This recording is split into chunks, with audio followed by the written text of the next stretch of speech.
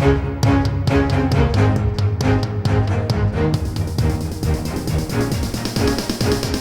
is the Washington Times front page for Wednesday, December 15th, 2021. Thanks for joining us. I'm George Gerbo.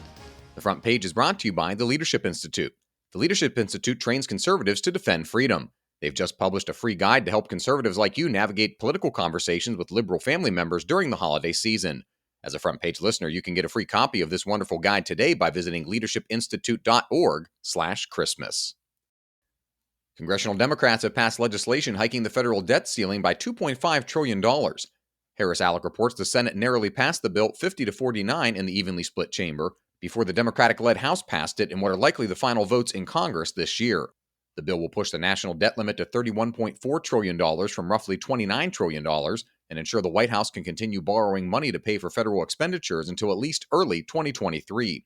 The hike will give the president room to push more initiatives without worrying about raising the debt limit every few months. Staying on the Hill, the top executives of 3 airlines will tell Congress how the carriers spent $54 billion in COVID-19 government aid and why they're still grappling with thousands of canceled flights and staffing shortages. Dave Boyer reports American Airlines CEO Doug Parker will tell the Senate Commerce, Science, and Transportation Committee that taxpayer aid saved the airline industry at the start of the pandemic. Southwest Airlines CEO Gary Kelly and United Airlines CEO Scott Kirby are also scheduled to testify.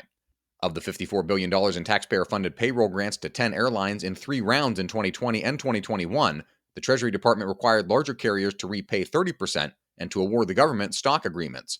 Those stock options are now reportedly worth a tiny fraction of what taxpayers provided in aid. U.S. Airlines lost nearly $35 billion in 2020, and passenger bookings were down about 60% from 2019.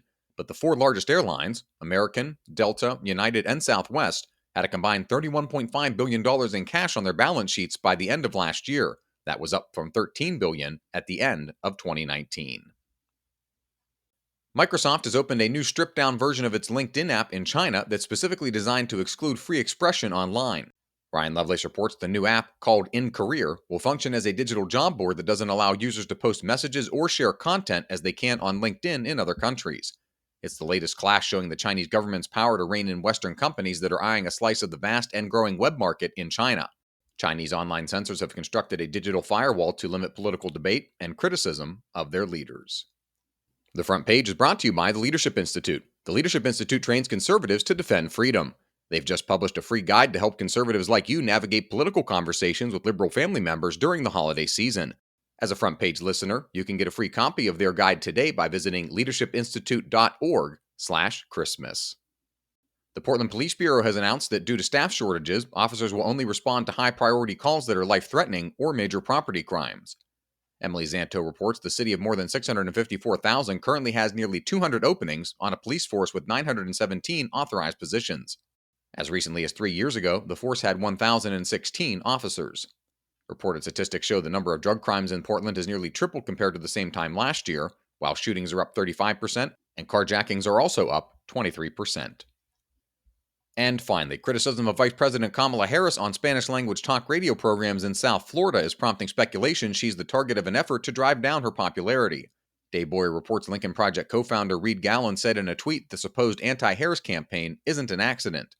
In response to criticism that the vice president isn't involved anymore on immigration, the White House said this week that Harris is still the administration's point person on the issue and pointed to her announcement of $1.2 billion in pledges from international businesses to support the economies of Central American nations. Find all today's front page stories at WashingtonTimes.com/front page or on the Washington Times app, and find us on all of your favorite podcast platforms just by searching Washington Times in your favorite podcast app.